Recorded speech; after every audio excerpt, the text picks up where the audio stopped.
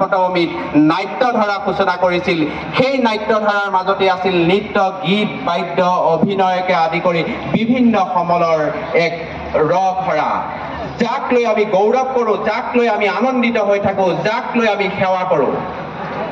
আমাৰ অসমত যে যিগৰাকী মহাপুৰুষে আজিৰ পৰা 550-600 বছৰ আগতেই অংকীয়া ভাওনাৰ দৰে মহান পবিত্ৰ ভাওনাৰ যজ্ঞ আৰম্ভ কৰি থৈ গৈছিল, সেই অংকীয়া ভাওনা আজিৰ প্ৰেক্ষাপটত আমি বহুতে পৰাপক্ষত মাতৃভাষা ভাওনাৰ যিটো দপদপনি বা তাৰ যিটো এক নাট্যৰূপৰ যিটো পৰিৱেশ, সেই পৰিৱেশে ক'ৰবাত আমাক কিছু পৰিমাণে সমস্যাৰ সৃষ্টি কৰে।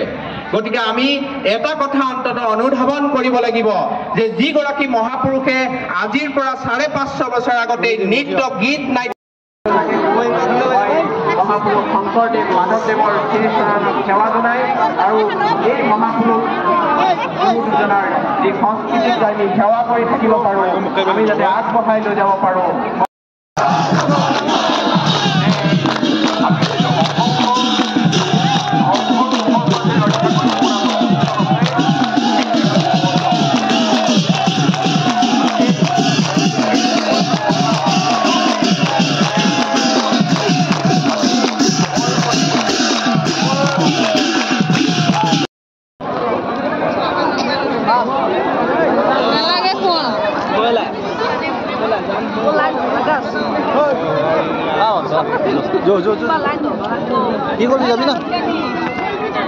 লাইন